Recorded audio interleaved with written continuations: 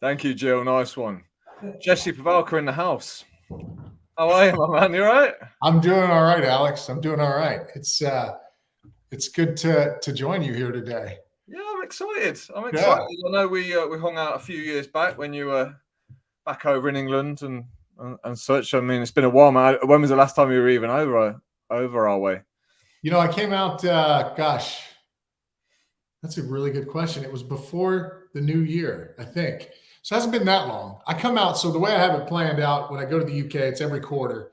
I go once a quarter for roughly 2 weeks, and in the summertime, I'll stay for 4 weeks. So I'm still going to the UK quite a bit. Oh, nice. But well, I just assumed with COVID and all the craziness that's going on in the world, you wouldn't have been over. But it must have been like 5 years since you came over and were in the studio Yeah. that I was running, and we went out and had those. I think we had a couple of beers and a steak or something. And, probably, yeah, it was cool, man. But that was a long time ago. So, how's life in Texas? Because I know you've moved back there. But are you in Texas? Are you from Texas originally? I'm Texas born and bred. Yeah. So it's kind of like coming back home. I love California. I love the West Coast. There's so much variety there. In Los Angeles, there's a lot of, you get a lot of culture. There's accessibility to just about anything that you want, good or bad, obviously, in a city like Los Angeles. But it's interesting. Coming back to Texas has been, what would I say? It's been revealing would be the best way to describe it. Meaning I didn't know what was going to come up for me.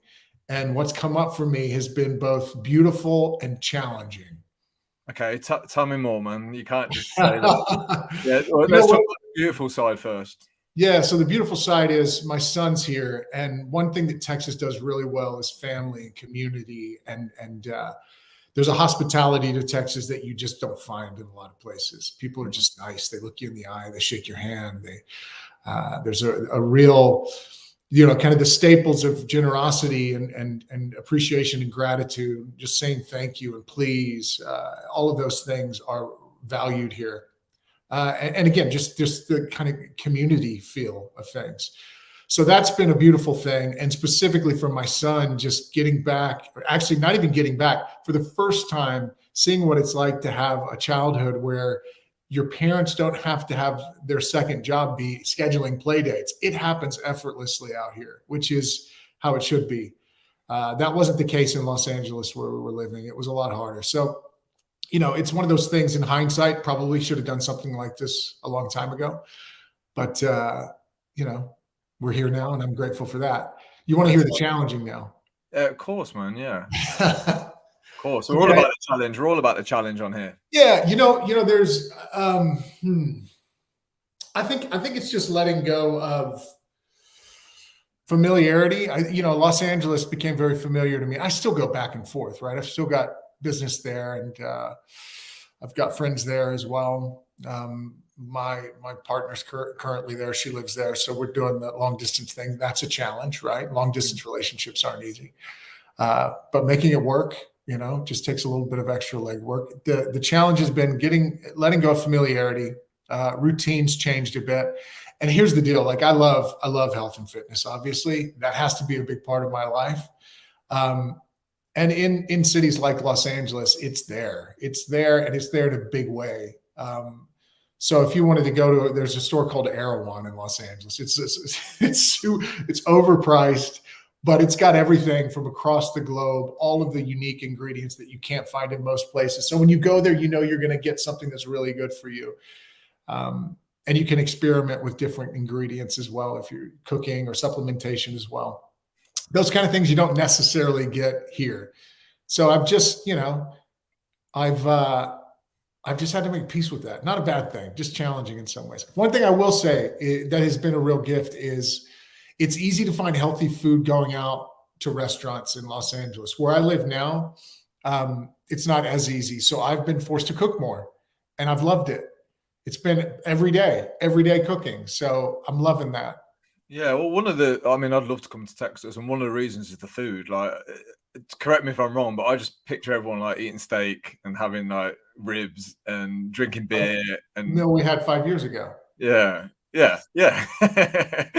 But Texans do it best, man. Like everything I hear is like the food there is great, and if you want proper barbecue, you go Texas. LA's changed quite a lot, right, since COVID hit. Like, so from what I hear, anyway. Obviously, I'm not there, so I hear things on certain podcasts. Says it's quite a different place now. It's hit really hard. The industries, the restaurant industry, and the fell apart pretty much. So, what's it like now? What's the current state of it? Are you talking about in the U.S., Texas, or LA? No, sorry, in LA. Yeah. Oh, it did change, but what I noticed was that a lot of the restaurants just got smart. Like if they weren't using online delivery services applications, like I think you guys use, is it DoorDash or Deliveroo in Deliveroo in the UK? I don't, We've got Postmates, Uber Eats, all of that, which I think is more international. But the restaurants just got smart and just started marketing, doing digital marketing, and you could still get your food delivered, healthy food delivered. What was really interesting though is you'd get these commercial kitchens. So some of your favorite restaurants opened up just kitchens, like in downtown LA or in some of the surrounding areas, where for online delivery only, they would prepare your meals. So it just, I think the smart businesses looked at it as an opportunity, and a lot of the healthy food options were able to thrive during COVID. But some of your favorite places did shut down, which is unfortunate. There was kind of a cleansing of, or what do you call it? Adapt or die scenario for a lot of businesses. Yeah, sure. Well, I'm over in San Francisco in September, so I've got no idea what it's like. Well, I'm going to Vegas first, so I'm going to come out of retirement and party because I'm partied for a long time. Not probably, so I'm going to do my worst there for I think I've got 5 nights there. I'm going to see whether I can do 5 nights, see if I've still got it in me, and then I'm off to Alcatraz for a few days. So I'm really looking. I've never been to America. I can't wait to go. It's your first time? Oh man. Yeah. Well, I mean, good luck. More so on your first trip. I think San Francisco is a beautiful place. Vegas, if you're looking for what it sounds like you're looking for, I'm sure you'll succeed. Yeah, well, originally it was going to be, I think it was going to be New York and Vegas, but the flights it was expensive and it was long. And then we were going to get a car and drive from LA to Vegas, I think, but we've ended up with Alcatraz and Vegas. So yeah, I'm excited. So nice. What's the mood like in America right now? Because with all the craziness going on, like there's a little bit of concern here, obviously with what's going on with Russia and Ukraine and so on. And people are on edge. Are you guys feeling the same over in America? Yeah, definitely. I think we feel it, and a lot of people are taking these things pretty personal, as they should, especially if they've got family and friends, that part of the world. I think that economically, we're definitely feeling it. I don't know if you saw the recent gas prices in places like Los Angeles. It's just it's crazy. Yeah, it's insane. But it's just one of those things where everybody's having their own unique experience when these things happen, just like COVID, right? It's unexpected. We don't want it. Here it is. You've got to decide what comes up. You have to be aware of what comes up for you, and then you have to decide what you do with that information. And that's going to change per person. So I think as a whole, the US is handling it pretty well. Other people would probably disagree. But for a lot of people, life is kind of BAU, right? It's like, well, we still have to show up each day. So businesses are still operating as normal. If you're going to be driving around when you get here, just be prepared that there's going to be additional costs. and if you're going to be in Nevada and then California, I mean, most freedoms have been regained due to COVID. I think San Francisco, you might have to just be a little bit more aware of some of the mandates, but look, you're going to have a good time, put it that way.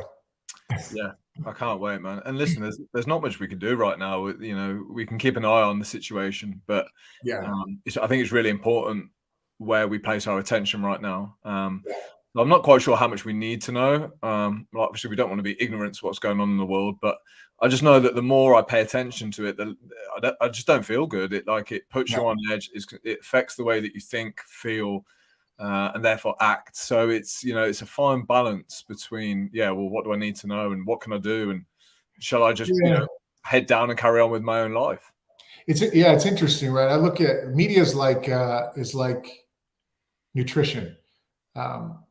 You have options in front of you, and you can walk down the aisle and you can grab your candy bar and you're going to get a spike of insulin, and then you're going to feel really bad after that, right? So it's when we look at media, using that lens, it's like you can choose the wrong source and it might give you a quick hit of something, but there's a cost that comes with that, right? If it's a negative news source, if the message around it is really heavy and emotional and not accurate, then that's going to have an impact on you. So you got to think about, you got to choose wisely first and foremost. You got to set boundaries. If you like sugar, but sugar isn't good for you, then obviously we need to cut some sugar out of our diet. Same thing when it comes to media. If we like media and the sources that we go to aren't necessarily filling our cup, then we've got to set boundaries. And I know that's easier said than done because we go there because we get something. But I kind of like the approach of delayed gratification, short-term pain, long-term gain. And what that means is in the short term, in that 10-minute window when you're craving media or craving sugar, you sit with that discomfort, you don't buy into it, and just see how you feel when you don't allow yourself to be controlled by the external. You control by the internal, and set boundaries and create a healthy lifestyle. Yeah, I mean, that's true discipline right there. It's what I try and practice. One of the best things I did for my own sanity, my own mental health, my own life was to stop consuming so much news, so much media. In fact, I treated everything like nutrition, Jesse. It was like I was really careful with everything that I absorbed, because I believe that whatever comes in it has to come out in some what you consume. Yeah, absolutely. And from what you read to what you watch to who you speak to, everything is like nutrition for me. So it's always paying attention to that, and because you notice the difference. It's like if you cut sugar out for 30 days, right, you feel great, you feel amazing. Then when you reintroduce that crap back into your body, you feel like crap. So the same is for media with me. As soon as I start consuming it, I can notice my mood drop drastically. So I think the lessons are in front of us. We just need to pay attention to them, don't we? And then be disciplined enough to make the changes. And I think that brings up the problem for people that if they're not consuming social media and other forms of media, I think they're a little bit stuck at what to do. Where do they place their attention? It's a good question. It's like, well, if you're going to swap an hour of that, where do you place that?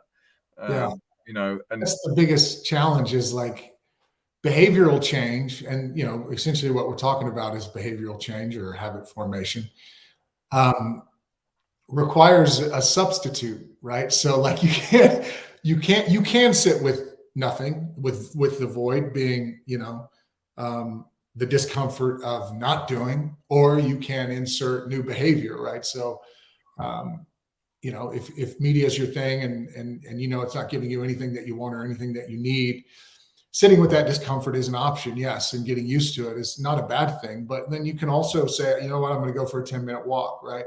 That at least allows you to associate a new behavior with that void. So all of a sudden, I'm feeling uncomfortable, I'm going to go to the media, becomes, I'm feeling uncomfortable, I'm going to go for that 10-minute walk. So that supplementation is really important, because then that's how we create the new neural pathways. That's how we start to shape a new relationship with ourselves and the world around us. And a lot of times people don't fill that void with something. They just sit with it and it becomes bigger than them. And then they go back to that thing. Sure, man. Yeah. And let's face it, if we concentrate on all the things we've got to give up, it seems like such an ordeal. It seems like such a hardship. Whereas, if we try and introduce new habits, you've only got so much time in the day. So if let's just say you decide, look, I'm going to get myself fit and healthy, going to the gym, it automatically replaces that. I think when we spin it, people feel go into victim mode, don't they? Oh, well, I can't watch TV, I can't eat all the food that I want, I can't drink all the drink, and we forget to look at this is what you get instead. This is what you're doing instead. And I think we all fall victim to that. So there's something you said at the start that I just want to go back to, which was about the Texan way of the old-fashioned integrity and shake your hand, look you in the eye, and please, thank you. Straight away, that was that grabbed my attention. I love those old-fashioned traits, especially then. We're on the Better Man podcast, so why do you think some of those traits are lost now? Just like the old-fashioned handshake. Do you remember when you used to shake someone's hand, Jesse, and you used to know, like, it was a good firm handshake. And I was taught when I was young, like, you can tell a lot by a man by his handshake, and that stayed with me. Whether it's true or not, I don't know, but it's still something I gauge. You know, if you shake someone's hand, it's firm, and they look you in the eye, you're like, I already trust this guy. Yeah. Where did we lose these traditions and these traits? I don't think, like, here it doesn't really get lost. Like, that was one of the first things my dad taught me was, when you meet someone, you shake your hand, you tell them your name, and you look them straight in the eye. And that was when I was a kid. That's what you have to do. That's part of your learning. And I've always done that. That's not I haven't ever changed that. That's something that I guess I appreciate about, me and what my dad gifted me. I think what gets lost, or what may have changed for some people, is, this, it's just so much easier to disengage and connect via some audio message or some text message, or, the communication that we have is done purely through a social platform. So, it's a muscle, in my opinion, coming together with people and, being able to see them, like really see them. That's something that has to be exercised. If it isn't, then all of a sudden, I think, depending on who you are, we put some barriers in place. I can't trust that person, or, there's a discomfort that might come along with it for some people. So it's a lot easier to not engage. I don't know that I'm answering this the way that you would want, but I think a lot of things have gotten lost because of what we've been through over the last couple of years, which isolation, breeds some pretty unfortunate, character defects or behaviors that come along with it. And that would be, our ability to engage in a really honest, meaningful way. I was impacted by it, definitely. There's some benefits to it, don't get me wrong, but kind of integrating back into being in the room, like doing live events in the room right now would feel very weird for me. Having a conversation in this medium with you feels kind of normal now, whereas it used to be the other way around. Like, if I was in the room, that muscle had been exercised because that's what I did. Now it's kind of, there's more of a discomfort. So I think in a roundabout way, it relates to what you've asked. Yeah. And it's amazing how quickly something becomes normal. So, I mean, that's both a pro and a con. So it's encouragement that, like, if you're trying to change your life, like, you can create a new normal within 12 months, no problem. But you can easily slip into normalities that maybe don't serve you. Like you say, this is normal now. You're in America, I'm here. We're chatting on a podcast. It's totally normal. 2 years ago, it would have been crazy. It just wouldn't have happened, right? It's just the way we do things. But yeah, you're right. I think, like, that disconnect. I mean, I love live events. I love them even more now, like the in person. Like, I think my appreciation for them has grown. Like anything, if someone's ripped away from us, we suddenly find out how important it is, right? So doing the in live events is great. But, like, if you're a single guy now, Jesse, like, and you've got, like, let's say you're 30 years old, right? You're a single guy, and you sat at home on your own, you've got your phone, you've got everything you need there if you want. You've got form of communication. You can go on Deliveroo and get your dinner ordered. You can swipe right and look for all your ladies or whatever it is you want to do, man. Like, you can literally, like, survive without leaving your house. Yeah. And I think, like, I've caught myself the occasional day thinking, I've been on my computer all day, man. I've been checking in with clients. Like, I've had, no fresh air, not much fun. And all of a sudden you think, shit, I can see how people get into that habit of, like, every single day is like, in this box world, box of the house, box screen, don't go outside. And it really isn't good, man. Like you say, I think that might be the reason why, a lot of men are struggling with weight, motivation, just the basic human needs are not being met. I would agree with that. Yeah. I think there's a lot that gets lost, in this medium, and like, I can sit here on this call with you. Obviously, there's people on the other end watching. This is live, right? It's live. Yeah, but there's something about, like, I don't know your whole story sitting here having this conversation with you, right? And I have to be very intentional about the questions that I ask if we're going to go there. If I'm in the room with you and we're sitting down and I see you and I see your body language and we're experiencing the room around us and life is happening, the barriers get reduced, in my opinion. Like I can have that conversation with you and it doesn't feel as fabricated. It doesn't feel like it's going to be work. It just is.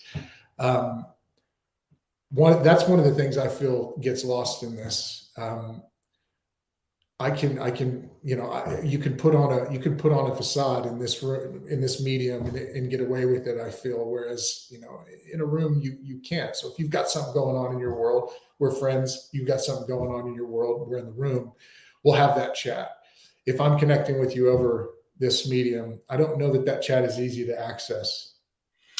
I agree. And I think you leave more of an impression on someone when you're in their company. So, a comment was made last week that I never really thought of. If I'm doing a podcast with someone I've never met before, it's pretty much you come on a podcast, you do the podcast, and you probably don't speak after that. And you can be easily forgotten through like the technology that we live in today, because it's so fast moving. But when you meet someone, like you say, you can pick up a different vibe and that. Like, me and you have met, so we've had that handshake, and straight away I'm like, oh, Jesse's a decent guy.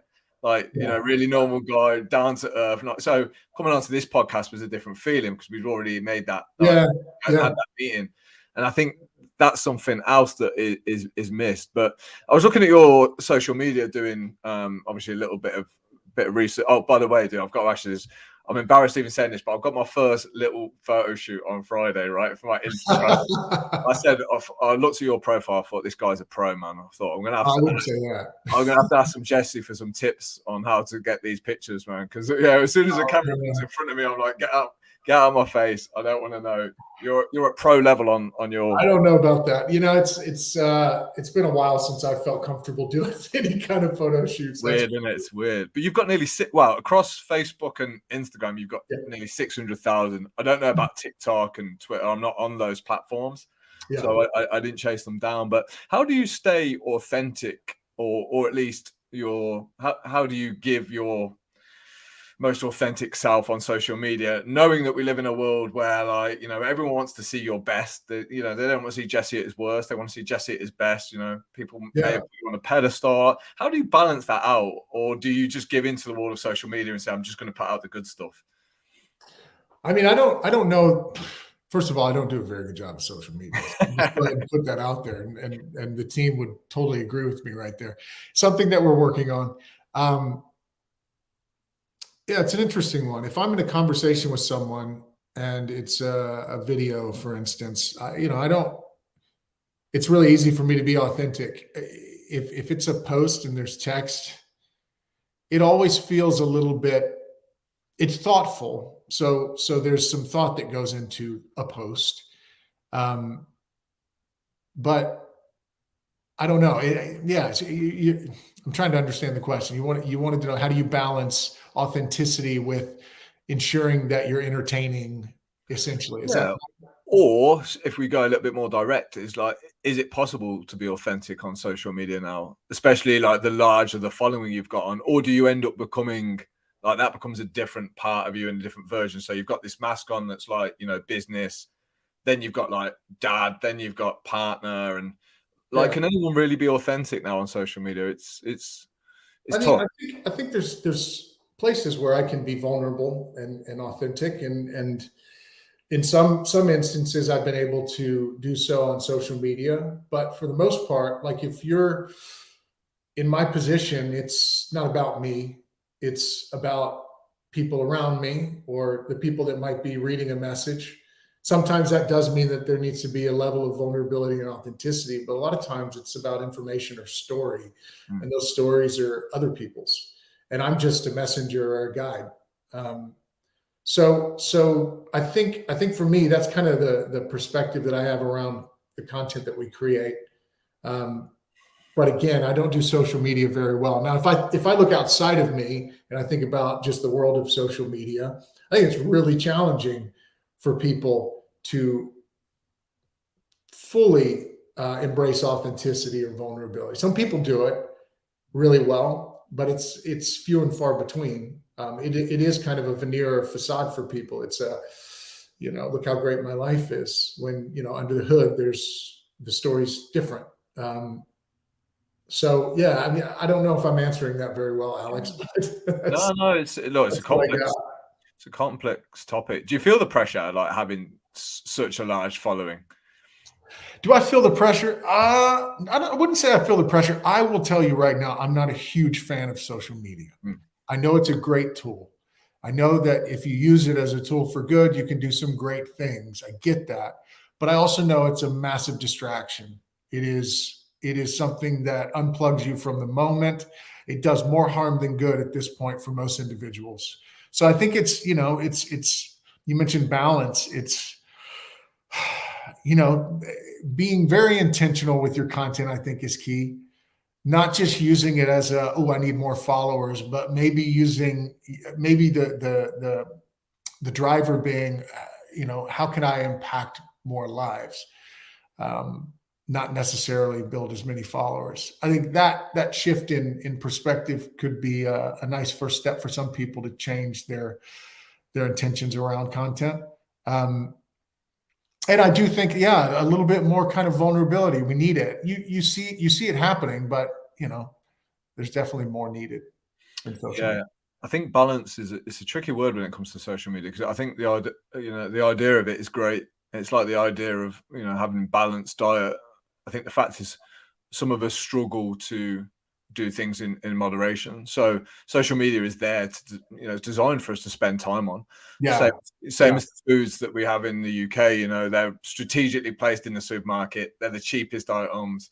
Like, they're not easy just to have, like, a few crisps. Like, if you're even me, like, I'm a disciplined guy, but like, if you put a tub of Pringles in front of me and say you can only have 5 today and 6 tomorrow, I'm going to be tested, man. I don't need that shit in my life. So I'm one of these that would prefer to quash the balance a little bit and go, do you know what? Fuck social media for a bit. Like, my phone is, delete the app.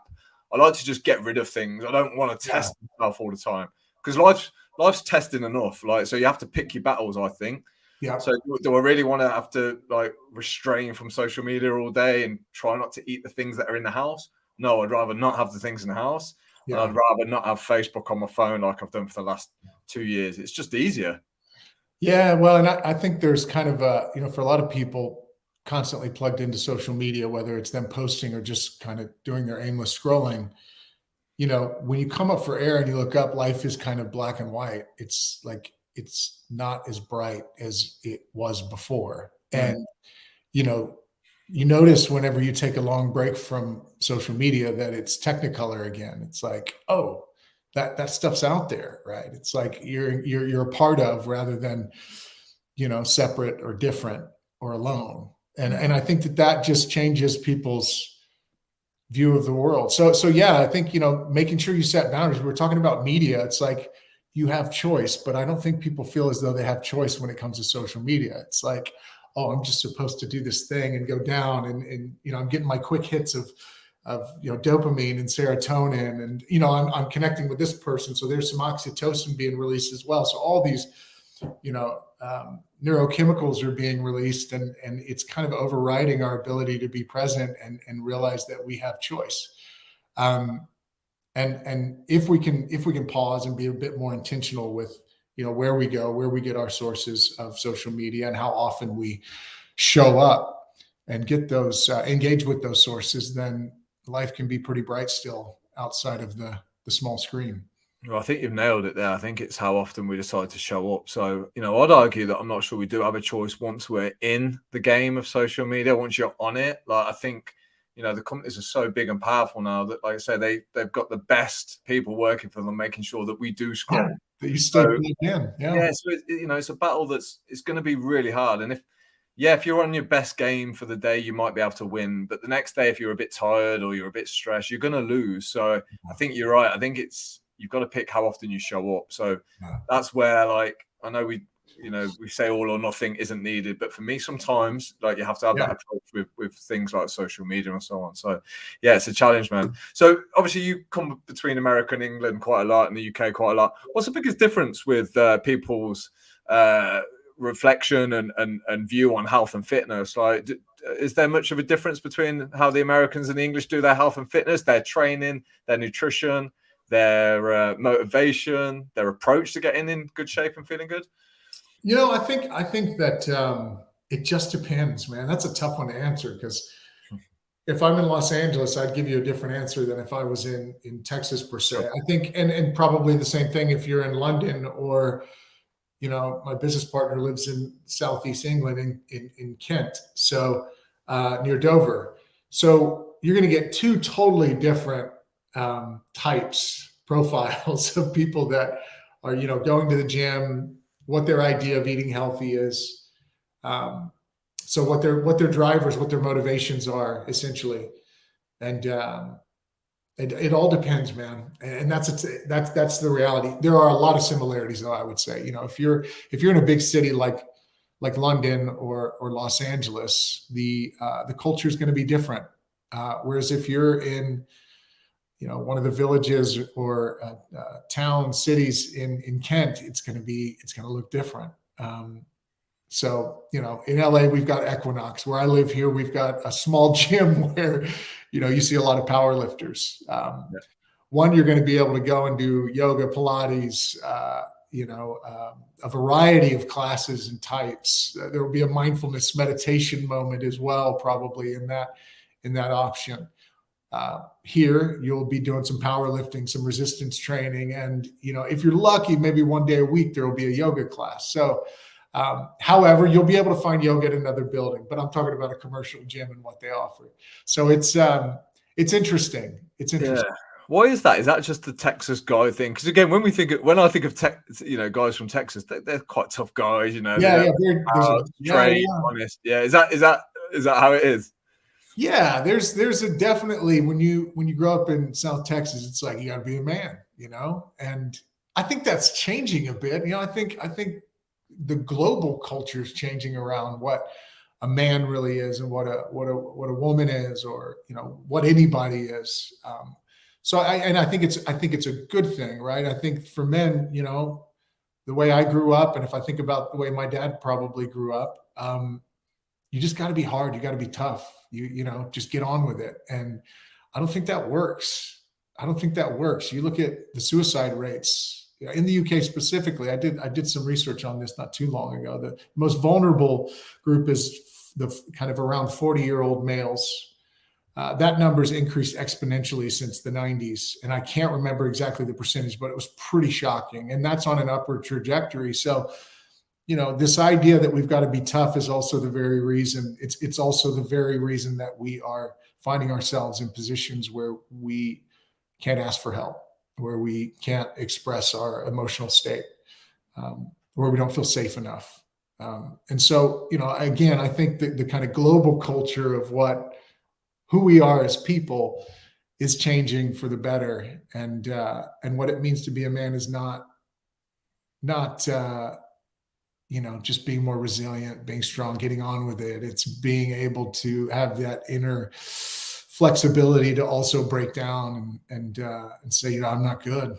I'm going to cry right now, or, Yeah. I mean, it's interesting because that would be my perspective of manning up a little bit. When we talk about being a man, like, it's having the courage to do that. But this is a real fascinating topic, and we can go into this now because I would say, like, I don't think there's anything wrong with being like a tough, like, individual, a tough person, a tough man. I don't think there's anything wrong with encouraging other men to be tough as well. Yeah. Because that stat that you were talking about is frightening. Like, I think it kills more people than, like, the amount of people that have died in all the wars put together, the suicide rates we're talking about now. Now, part of me thinks, well, is it the overuse of the things we've just talked about? The social media. Are we becoming a softer nation? And therefore, we don't have the inner resilience that we used to, because we're not having the same experiences in life. We're living more comfortable lives than we've ever lived. Therefore, when, like, the horrible situations come along, like COVID or what's facing us now, we really don't know how to handle anything that's tough. So part of me is on the fence about this. Like, I'm a fan of masculinity. I think it's good. I think it's healthy. I don't want it to be confused with being like macho, because they're very different things. But masculine is the thing that you've just spoke about. It's having the courage to say, I'm struggling. It's taking responsibility. It's taking ownership. It's stepping forward.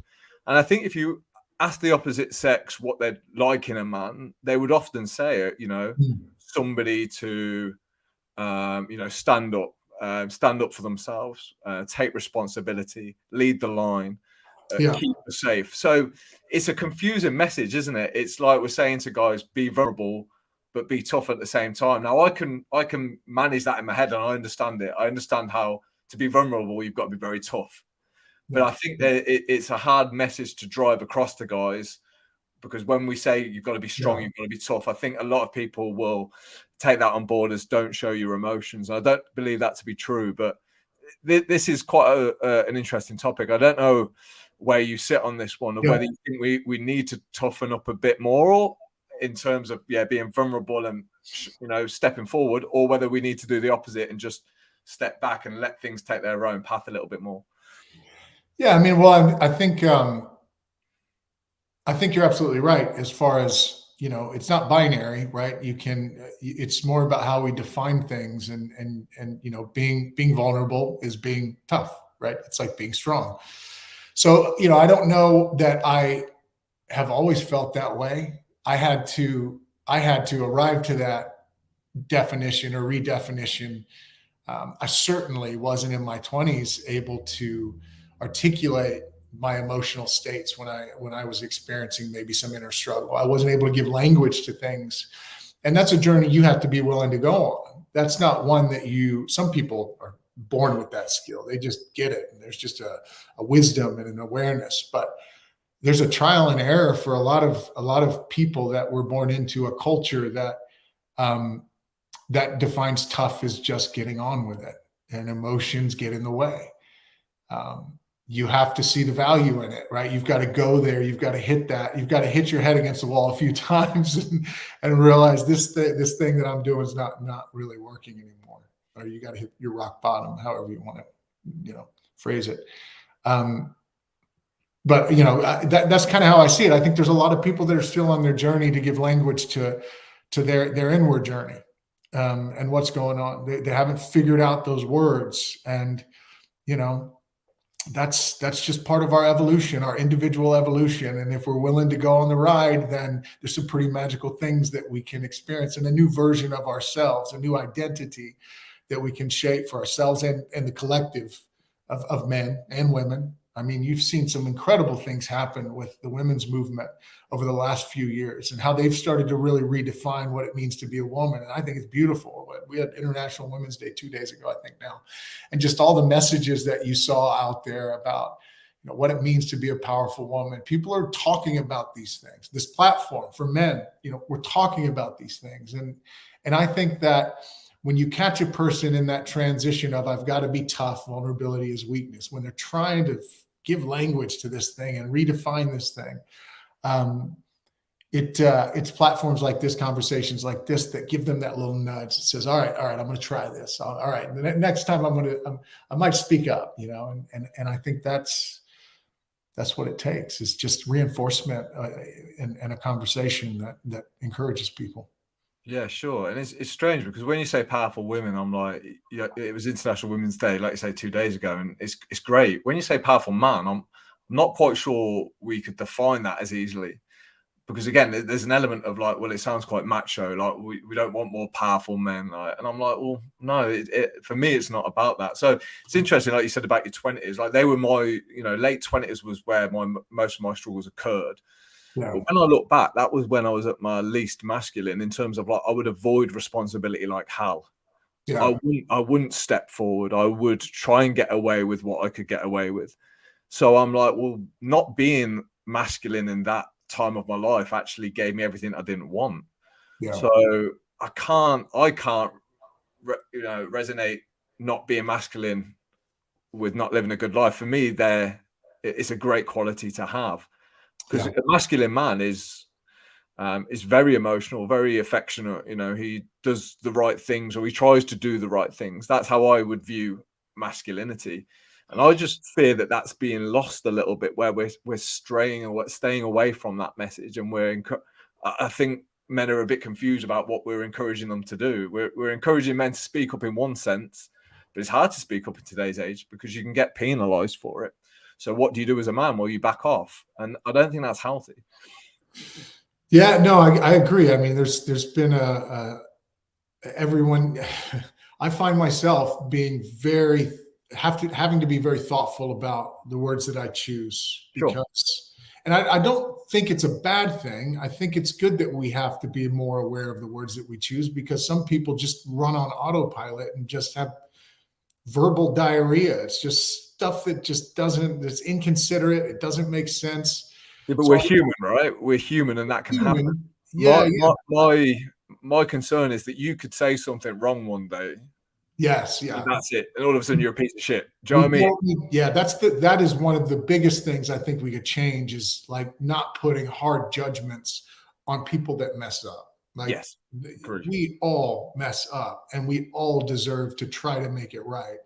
It doesn't mean that we're excommunicated from society. And I think that, you know, there's definitely a way that we can handle how we, I guess, how we condemn people that make mistakes. Like, if anything, what we should do is give them a platform and give them some resource to be educated and see that evolution of what it looks like when you go from point A to point B, and all of a sudden you have enlightenment or a new perspective. That's what we should be doing. We shouldn't be making people smaller. We should be showing what support feels like or looks like, and what transformation looks like. That to me is powerful.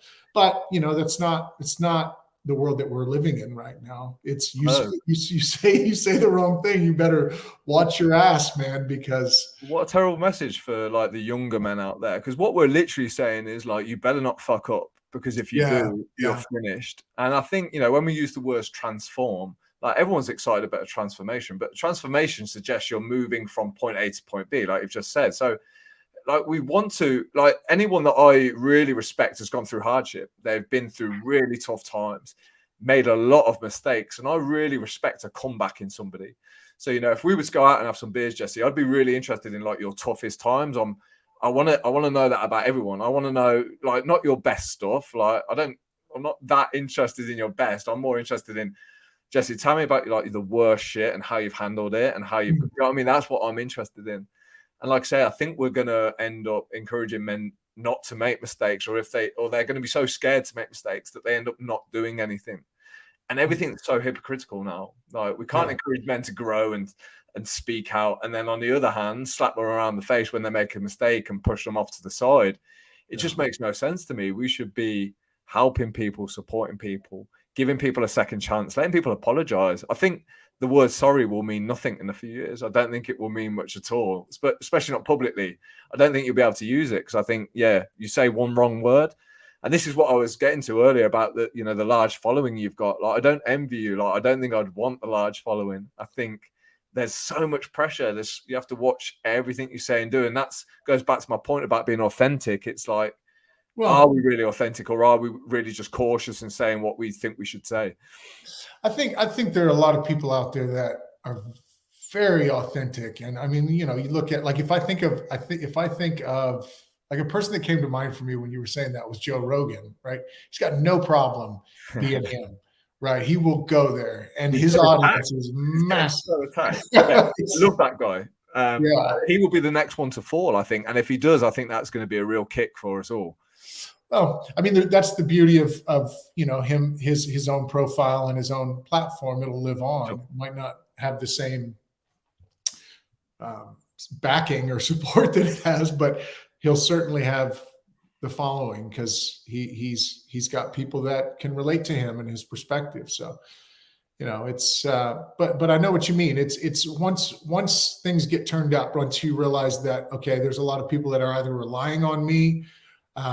You know, if you've got a business behind you, it's like, there's people here that need to eat. Like, there's people here that look up to you. There's people here that respect you and admire you. There is a pressure that comes along with that, but there's also a really beautiful accountability, which is like, I've got to force myself to grow and get curious about the ways of the world and the directions that we're going. And if I disagree with something, that's okay. I don't have to make it a thing. I don't have to make it a public thing. I can just disagree with it and share what I do think, you know, in a very strategic, tactful way, maybe. But, at the end of the day, I still get to be myself. It's just being super, super aware that my perspective is my own. And a lot, going back to, content, a lot of what I do is not about me.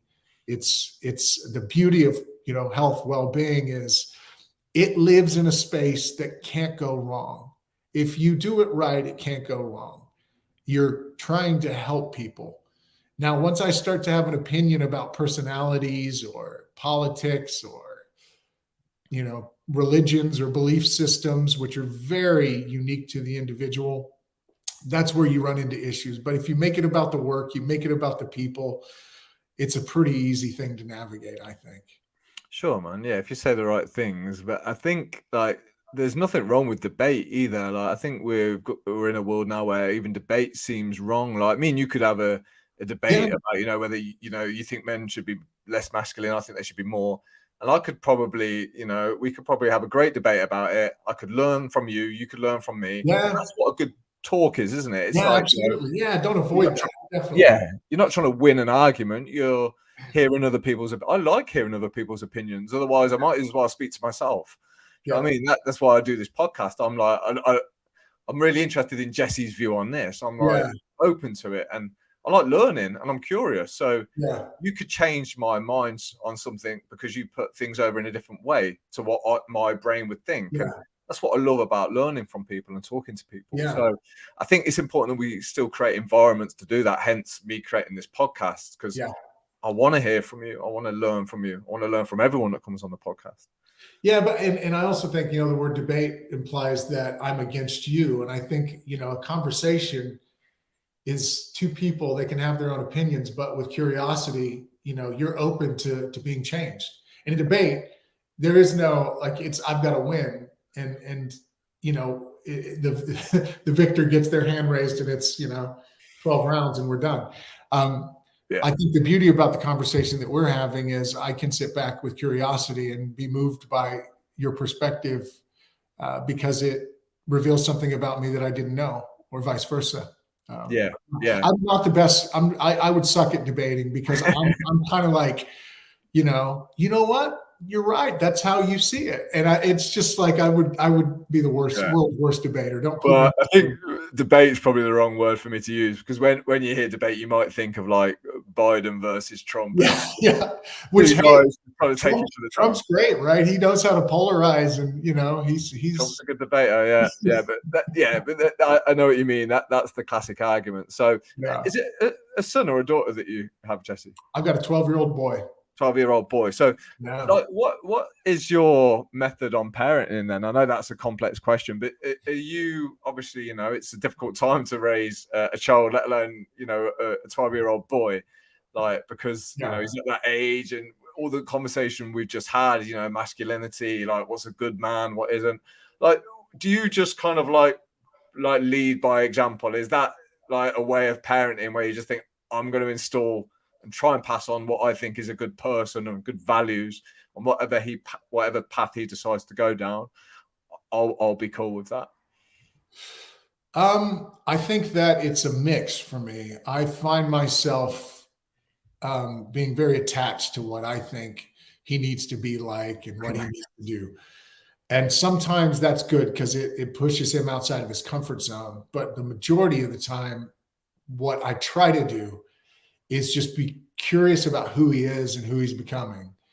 I read something, it was a poem or something a long time ago, and I'll paraphrase, but it was essentially, to summarize it, it was about, your children are born into the world, but they're not yours. And what that means is like, I helped create him, but he's his own person, and he's going to become his own person. If I try to put a kink in the hose of his life, then he's not going to be who he's supposed to be. So I guess it's kind of like guide and navigate. However, here's where it gets tough for me. Sports. So if you want, masculine dad comes out. I just coached his basketball league by default because their coach the original coach had to bow out. And it was something I never thought I'd do. And I loved it. I freaking loved it. My son took it more seriously, which was good. It was a really fun experience, but man, the competitive side of me came out. I got very serious.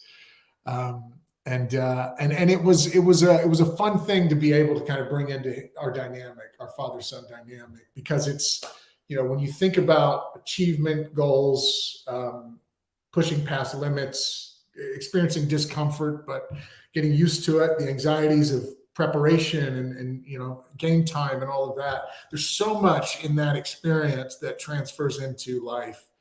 And you're able to apply a message that's like, what's happening right now is a good thing, right? Like if it's an anxiety or discomfort or, this desire to want to win, but you lose, there's so much in that I'm just like, okay, this is my moment. I get to be like the messenger of life for my son. And so I take that very seriously, the sports bit. And I do come across as a little bit overbearing and probably a little bit too disciplined for a 12-year-old boy. But did you bond any further, like since you did that game with him or the management? Because I would imagine that is a good way to bond with your son, like through something like sport and team and I would say yes, definitely. Definitely. Yeah, I mean, when you think about the game of, is it basketball? You said, yeah, it's basketball. Yeah, or any sport. What I love about it, there's going to be so many setbacks, there's going to be so many victories, so many losses, so many lessons to be learned. Everything we've just talked about, really, that you're going to experience in life. And I think sport is in a brilliant way to learn how to deal with some of those things. I think it's brilliant. A microcosm of life. Yeah, absolutely. I mean, I don't know if you've watched the Michael Jordan documentary. Last Dance? Yes. Oh yeah, man. Yeah, it's good. Yeah, I thought you'd like that. Yeah, it's really, really cool. And yeah, the amount of setbacks that guy had, like, because we all like to think of Michael Jordan as this super talented guy, when really he was, he was a really hard-working sportsman, gave his heart and soul into it. And I think for a 12-year-old to get into a sport is a good thing. And again, another danger of like too much social media versus activity, because you don't get those lessons. Like, you need to learn how to lose in life as well. It's really important. You have to learn how to lose. Losing is good. Failing is really good, and we certainly don't want to set our youngsters up to think that they should win all the time. It's a dangerous game to play, because then we're all privileged, and then we can't handle any hardship. And sport is one of the best ways to learn how to get beat up and knocked down. So I think that's a great thing, man. And the fact that you can run the team and have an influence there, and it's interesting, Jesse, because I think a lot of guys bond through struggle as well. Like, do you know what I mean? Especially like teammates, if you go through a battle together, it's how us men bond. So I take the guys, we go climbing and hiking, we do like mountains and stuff, and it's a challenge. Yeah, and it's on that challenge that when we get to the top, we're so much closer because we've been through the same struggle. So we share that fight. So you need to go through that with other men to bond. Men don't bond just like cup of tea down at the coffee shop and speak about emotions. They don't do that. They will bond through sport and challenge and adversity and setbacks, and then they let their defenses down. I've noticed that a lot. Yeah, I think for the more kind of athletic types, especially, there's that need for the kind of cooperative, collective experience where we're all going towards that point. Whether it's the top of a mountain or, fourth quarter, we're going there, and we need to get there, and we need to be at our best, working together, aware of one another.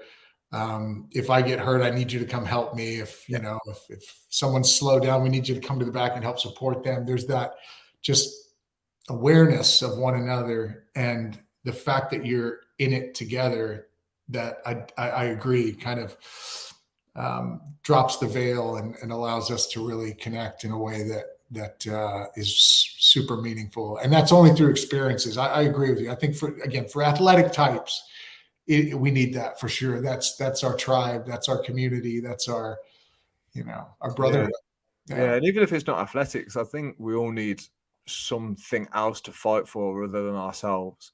So I was doing a little bit of writing this morning. I've got lucky enough to have friends that do screenplays and films and so on. And I was doing a little bit of writing on a screenplay, and I was like, looking at this kind of, conversation about like, what would you die for? And often it's other people that you would die for. It's big causes. It's the Ukrainian soldiers now. They're willing to die for their country. And I thought every man needs something to get out of bed and fight for, even if it's the 12-year-old lad playing basketball for his team. At that precise moment for your boy when he's playing on the court, it's life and death. It's like, this is my team of lads. I want to do everything I can to help them, support them, to win this match.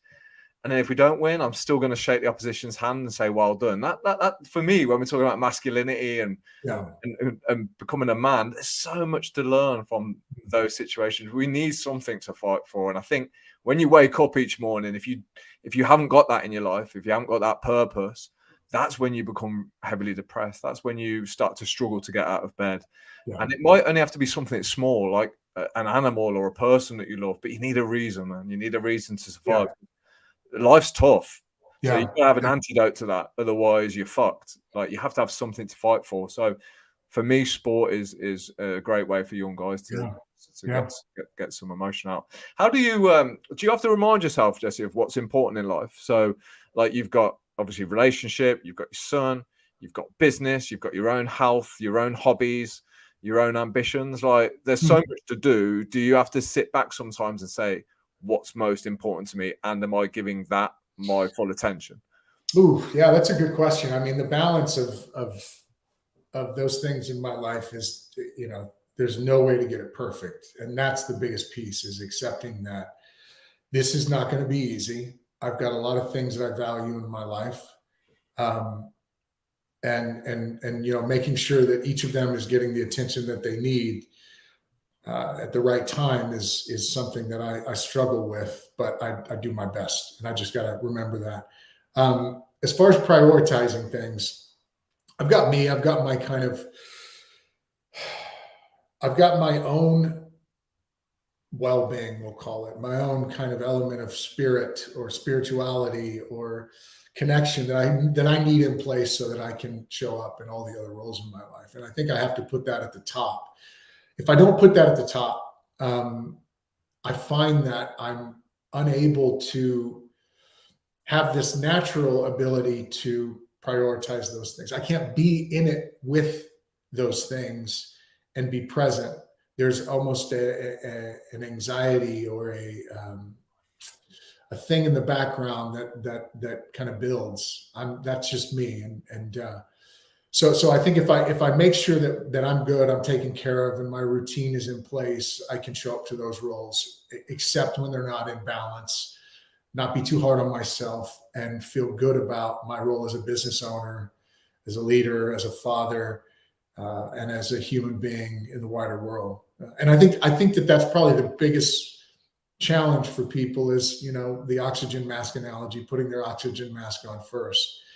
It's not easy, especially if you're someone who's either a people pleaser, if you have, if you get overwhelmed easily, you have a greater,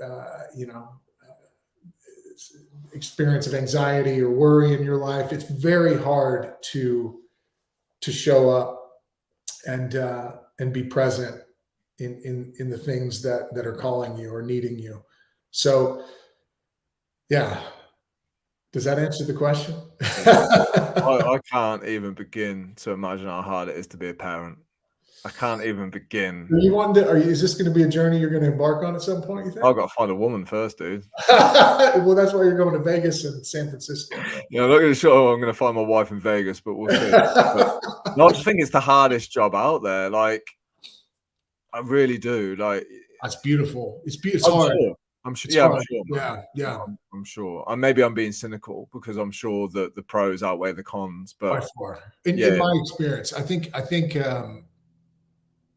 the work is worth it.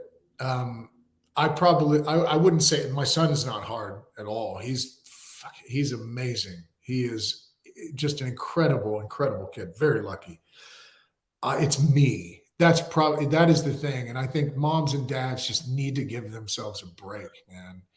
If you're working and you're showing up and you're taking care of a household, like, give yourself a break You're doing a lot. And I think when you give yourself a break, you can actually do a better job at parenting, because it's the resentments, it's the anxieties and the overwhelms that kind of come along with the balancing act that make it hard.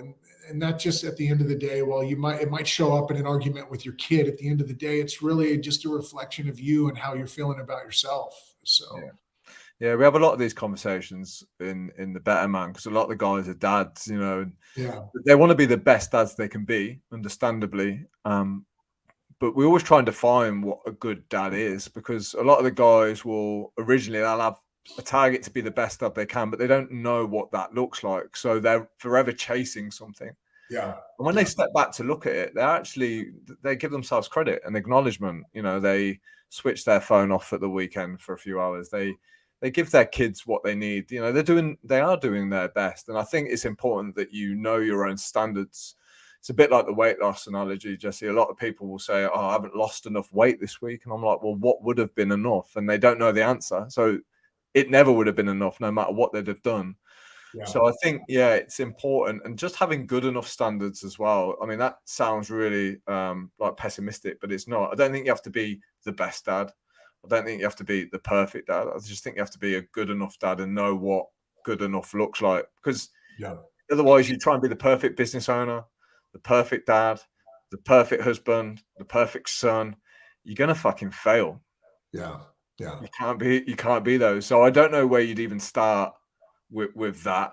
But I guess maybe it's more of an internal thing.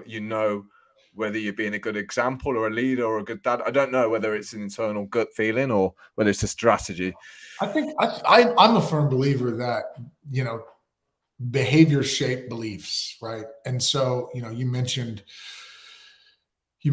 I think it was weight loss. You don't go on a weight loss journey and all of a sudden 2 days you've hit your target, right? It's those little steps that you take towards that goal in weight loss. And I don't even like to say that weight loss and our idea of what success is usually shows up on a scale, or at least that's how it was, 5 years ago. I think it's changing, rapidly changing more recently. But if we're applying that same kind of method to parenting and, changing the way you feel about parenting, it's about what are the experiences that you're creating with your kid? What are the moments? Like, it could be as simple as reading a book at bedtime, whereas you weren't doing that before. It could be as simple as making breakfast rather than giving them a banana, when they walk out the door to go to school. It's just what are the steps that are required?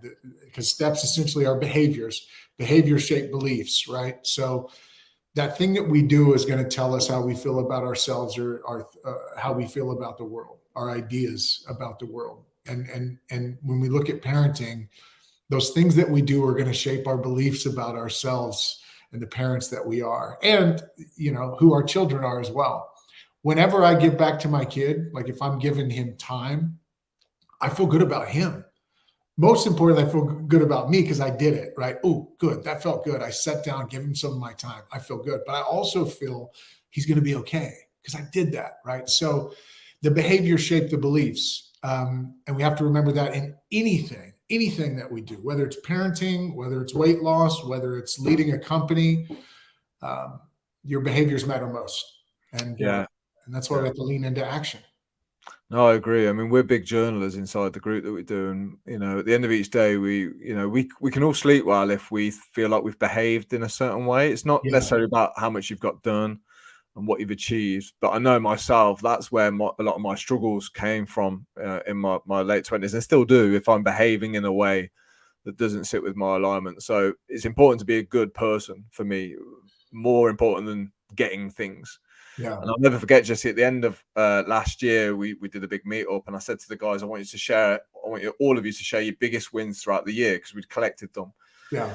And all of them were about moments and experiences. Yeah. None of them were about material possessions. None of them. Yeah. And that's not to say that these guys hadn't gained material possessions, but the biggest things that stood out to them were moments with their parents, their kids, just moments, things that you could put in a photo album. It was always about that. And it was always about the person that they were becoming. And that's why I called the program The Better Man, really. It was because I know that every man can be okay with the outcome if he feels like he's behaving well. So I can cope with failure if I've behaved in a way that I think is decent. I can cope with any outcome. I can't cope with failure if I've been acting in a way that goes against my values. And I'm starting to know this is a trend. Guys sleep better at night when they've behaved well. Guys are more peaceful, they're more content because they know, when they're on their own, they can look in the mirror and say, I'm becoming a decent human being. And that's far more powerful. And I think, from a parenting view, I think if we can encourage men to do that as a parent as well, just be good, be decent, and pass those values on, then you can accept whatever your kid becomes in a job or a career, can't you? You want your kid, I'm assuming, just to be a decent, happy human being. Yep. Absolutely. I think. See? I got it all sussed, mate. I got it all sussed. You got it, man. You got it. Yeah, I love that you're doing this. I love that you're bringing people together, and specifically men, because there's not a lot of this conversation happening. It's just I think for a lot of people, we've got to figure it out for ourselves. But having kind of a fellowship or community, being able to come together, and I'm sure there's some fun banter in there as well. But being very intentional about what is this idea of being a man? What is it actually? And what does it mean to me? And based on what it means to me, like, what are the things I need to do so that I can shape that idea for myself? Because it's very individual. So I think you're doing some great stuff, man. Yeah, thank you, man. I mean, it seems to be well received. People don't expect it to come out of my mouth, because I've got a skinhead, I've got tattoos all over me. I've got a little bit of muscle on my body. So when I start talking about feelings and vulnerability, people are a bit surprised. But I think it resonates well because I've also got that other side to me. Like I love lifting weights. I like beer. I like my food.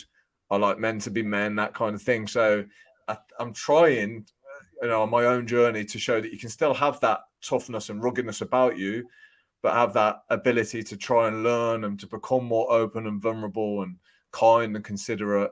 And that's really the thing that's changed my life. The moment I started to become kinder or tried to become kinder was the thing that made me feel decent. I've had far more money in my bank account than what I've got now. I've had all of that stuff, but I never felt decent about myself, and it was only until that I started to behave like a decent man, funnily enough. It's so obvious when you look back, when you see how you were behaving as a 20-year-old Jesse, though, fuck all, do you? You think you do. Especially as a guy, man. Like, you think you know it. And then you hit 30 and you start to learn a little bit more. And it's only now at 30, I'm 37 now. Now you really start to understand yourself a little bit better. And now I get that whole thing with men in their 40s go, your 40s are your best years of your life because you know yourself well. You don't care about other people's opinions as much. You're just more comfortable. And I can see that path evolving now in front of me. I don't know whether you've experienced a similar journey, like 20s, 30s. Well, obviously not 40 yet, but going in there. So, yeah. I don't know how old you are, actually, dude. I don't want to insult you and say you're 40 because I don't think I'll be 40 in 7-8 months, something like that. Oh, wow, dude. Yeah. So, yeah, would you say that pattern's kind of like familiar, like 20s, 30s and going into your 40s, you feel like you know yourself more?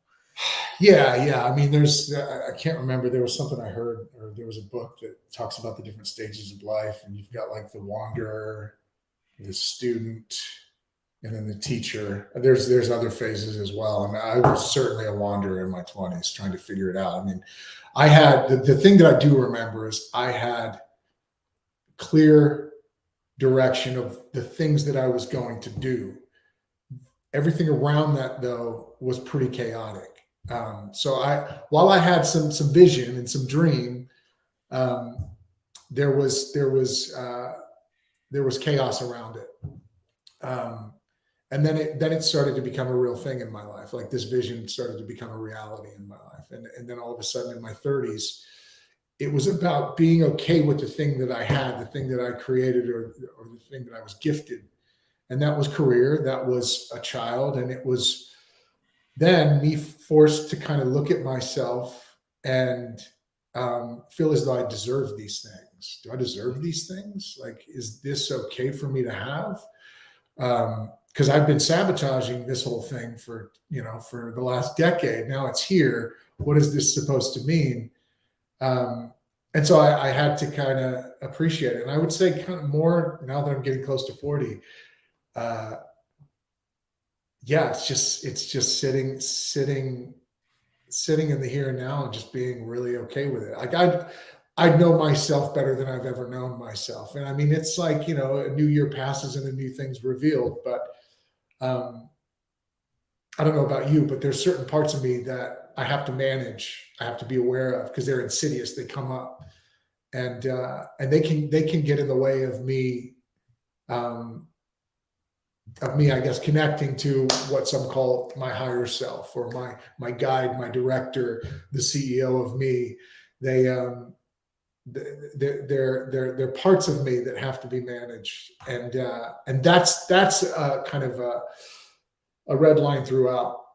It's there, and anxiety is one of those things which I've learned to kind of love about myself, but also have to manage within myself. Sure. And then just the ability to sit with what is and really appreciate and feel as though I deserve it. That sometimes is a thing that can come up for me. That is part of my default, my autopilot. And I just noticed that it's a lot easier now for me to see those things and appreciate them, notice them. Oh, you're there. Cool. That's part of me, but it's easier for me to allow them to pass and or sit next to them and not allow them to have a big voice. Yeah, man, everything you just said there can totally resonate with. Yeah, I mean, I have to manage those things daily. I have to get up and check myself every day because I could easily be a horrible bastard today. Easily. No, I can. Like, it's in me. It's there. I think it's in everybody. Yeah. You know, I've seen myself be nasty, spiteful, hateful, and I've seen all those things, resentful. It's horrible. It's not a nice feeling. No one wins when you're in that place. So yeah, I have to check myself every day, remind myself of my values, who I want to be. And it's strange. I think some people find this a bit weird when I say this, but I have to work hard on being nice sometimes. I just do. And I'm totally okay with admitting that. Like, same with fun. I have to work hard to have fun sometimes. It's not a natural thing for me to do. But yeah, I mean, if you can teach people and, you know, pass on any wise words of wisdom on how you get to that, I deserve this point, because yeah, I'm not there yet with that one. Like, you know, I think it's hard to convince myself that I deserve any great things that happen in my life. I don't feel that way. So I don't know how you got to that level, or whether it's an organic thing that happens. I don't know. But to sit there and go, oh, I deserve all the good things that happen to me. Yeah, I'm not at that level yet, Jesse. Yeah. Yeah. I mean, who are you not to deserve? Like, why? And this is the point that I arrived to probably over the last couple of years. That part of me is a choice. That anxiety that I feel, while it's generalized, it can come up out of nowhere. I don't have much choice when it's there. I get to choose whether I buy into it fully or not. And I do think, you know, having a somewhat of a spiritual life can really help in those moments, because some of these things we allow to become bigger than ourselves. And whenever we have something that's bigger than ourselves that we can connect to, whether that's the universe or, you know, something, for some people, it might be religion. For others, it might just be a tree out the front door. When we have that thing that we can anchor to, it reminds us that those parts of us that are in fact appendages, right? They come along for the ride anywhere that we go. Don't have to have such a loud voice. Like, you are, if I look at you and let's pretend, you know, I get to have the say in this, I would say that you deserve everything that you get. Why can't that be true? What could be even truer than you don't deserve? Yeah, I don't know. I think it's a common thing that I notice in a lot of guys. It's that not good enough feeling all the time, isn't it? It's always that feeling like you could do better. And yeah, it's a real common one, and it's deep underlying. Yeah, like the anxiety and stuff. Like I understand that being part of, like, I think that's normal. You know, I'm okay with managing anxiety. I understand it, and you know, I can relate it to excitement, and there's all sorts of things. But there's some deep rooted things, isn't there, in us as humans that that real nitty, horrible, gritty stuff that, like you say, probably takes years to unravel. And let's face it, not many of us want to go there and look at those ugly sides to ourselves. But I think you have to. I think, what is it they say? You have to go down into the basement and shine the light on the darkest corners of the room to find out what's there. And then you have to accept it. To accept that you can be a horrible, nasty person is tough. We're human. We've all got the capabilities to kill, to murder, to be horrible. And knowing that those ugly traits are in us, some people just can't handle. The way for me to do it is to shine a light on those things and acknowledge them, and then try and manage them. Like you said, check in and understand them, and then choose not to engage with them. Yeah. Well, and I think what you're doing with your community group, conversation, you said shine a light, and I think that's spot on. It's just either giving them a location or giving them a face or a name, so that when you put them into the circle, surrounded by community in conversation, they become smaller than what they actually feel like. So I think that community piece is really important. I mean, you see in fellowships like AA and Overeaters Anonymous, all of that, part of the magic is lightening the load through the fellowship experience, through sharing stories, through a series of steps, through a spiritual way of living. All of those things contribute to you being able to sit in your own skin and be comfortable. And I think that, similar to that fellowship model, the work that you're doing allows people to do that, to be a part of something and lighten their load. Yeah, sure, man. And it's like if you have a small tumor that you can't see, it's more dangerous because you don't know it's there. Yeah. Whereas, you know what I mean? Whereas if we know those things are there, whether they're ugly or not, we can at least deal with it. And yeah, you're right. I didn't think about it like that. The AA is exactly that. It's you step forward and you're there and you admit you've got a problem, and all of a sudden the problem is in front of you. It's not hidden to the side. So it might feel more traumatic at the time, but at least you can deal with it and observe it and challenge it. So, Jesse, I'm aware of time because I know you're a very busy guy. So I appreciate the time you've given me. No problem. This is fun. You had fun. Yeah, man. Yeah, dude, it's good. We need to go and sink a few beers because I think we'd have some crazy conversations. But before we go, just a couple of things. Just tell me a little bit more about the 4 elements and how you implement those into your own life. So what I've loved about this conversation is I feel like I've just been talking to you like a human being, and that's cool, isn't it? And that's great. So the 4 elements are eat, sweat, think, and connect. And for me, they've been a big part of my work since I would say 2000 and the early 2000s, put it that way. It's a holistic approach to well-being. It's just about looking at your physical, your mental, emotional, your social, and your spiritual life, and figuring out how you can own behaviors under each of those elements. So in Pavelka, we introduce the elements in everything that we do. And if I'm working with an individual, it's about understanding where they're at, where they've been. Sometimes what they'll say is, I've tried everything. I've tried every weight loss program, every diet.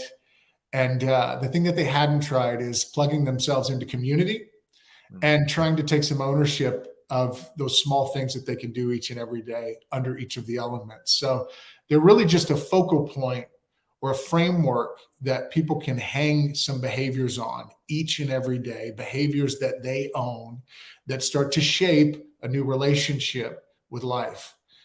We said this before, behaviors shape beliefs, and the elements are essentially a series of behaviors that start to shape a new belief system for yourself, the way you look at yourself and the way you look at the world. I'll give some examples just to, help people kind of understand it a bit more. So if someone's embracing the elements, it could be as easy as for eat, if we know that they're eating one main meal a day and that main meal is in the evening, and they're eating maybe some snacks throughout the day, and it's 2 bags of crisps. And at the end of the day, they're getting about 2,500 calories of nonsense on their plate. One small change might be for them to have three main meals a day, and that's it, right? And in between, maybe they have an apple. So there's no magic there. There's no prescription there. It's about them just getting in some routine around food and starting to understand food in a different way, and consistency as well. Another thing under the eat element might be water, as simple as drinking more water. In organizations, we introduce hydration as a thing because we know that people that are stressed, drinking too much coffee to fuel their energy levels, are going to be extremely dehydrated. So for the eat element, we do a whole thing on hydration. And that might be the one behavior that they do each and every day. 4 tall glasses of water, or 8 tall glasses of water, depending on the individual. And then for sweat element, it might be, again, if I use it in the context of work, it might be going for a 10-minute walk between meetings, a brisk walk between meetings, giving you a total of maybe 30 minutes a day. That might be one behavior you engage in. Another thing might be a morning stretch session, which is a series of very basic stretches. For the think element, it might be mindfulness meditation in the morning, some breathing, at the end of a meeting, taking 3 deep breaths, something really simple that individual can own. And for connect, it might be making sure that you're having dinner with your family and having conversation, not in the office, not, takeaway food, having dinner that you cooked, that you can bring your family around, sit down and have a meaningful conversation.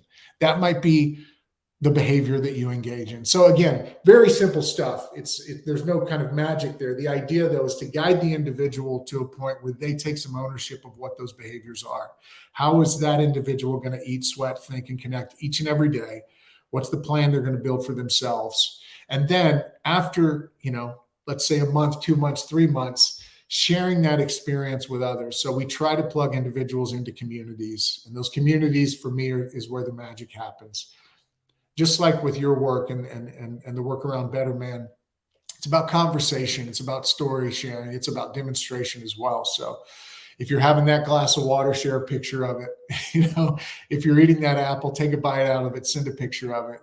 That's the accountability piece. That's also the visual cue for the people in the community that you're a part of to do the same. So again, nothing super complex about it, nothing super scientific about it. It's just things we do each and every day, giving them a name, owning them, and then sharing them with like-minded people.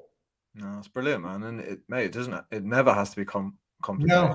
No, it doesn't. I think people would like it to be, but it's not. And I love the connect element of that. I think that's fantastic. I've never really heard that thrown into the mix. I think that's a great part of the element. So that's really cool. And then finally, dude, like, what would you consider like being a better man is all about? So if you had to kind of like encourage anyone listening to this to do something in order to become a better man, a better human being, what would you say that would be, or what top things would you do, or where would you start?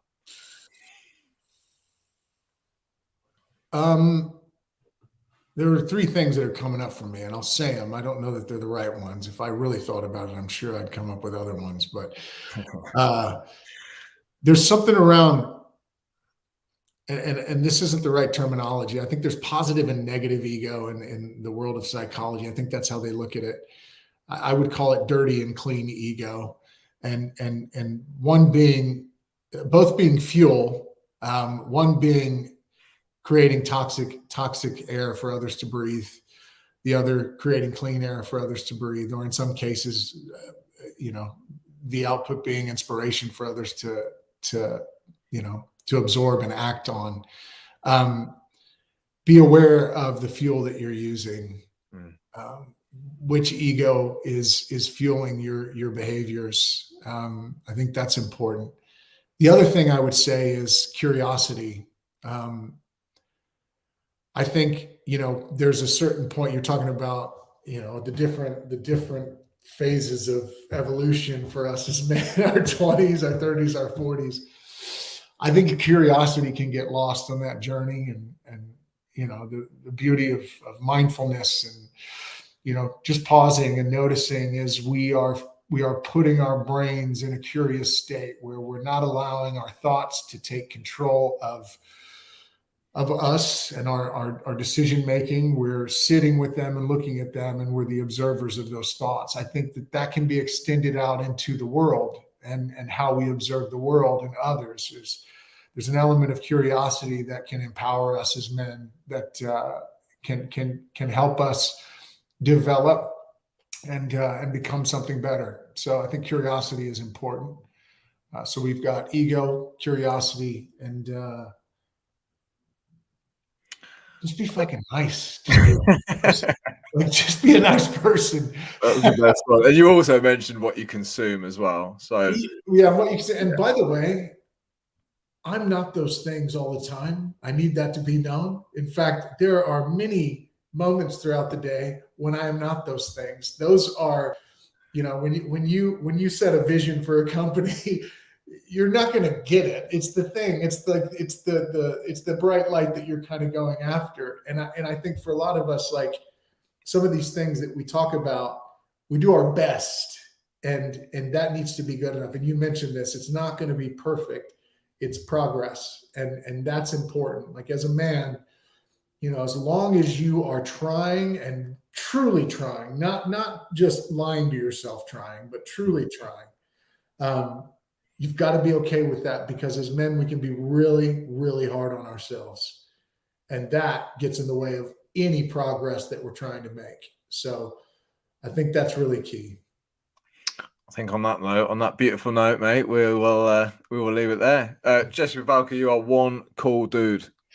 Hey man, thanks for that. I appreciate it. So are you, man. I've got like 8 things I wanted to talk about. I covered 2. The 90 minutes, but maybe we'll have the pleasure of speaking with you again on another podcast. So that'd be cool. Yeah. Hey, thank you so much. You're a busy dude. I appreciate you. I appreciate your time. I've had a blast. Thank you, Alex. I appreciate it, man. And safe travels to Vegas, and good luck, and San Francisco. I'm worried. You've said good luck 3 times now. Good luck with the photo shoot too. Oh yeah. I need good luck for that. Anyway, you'll be great. Jesse, you're the main man. Thank you so much, brother. Appreciate you. All right. Thank you, mate. Bye.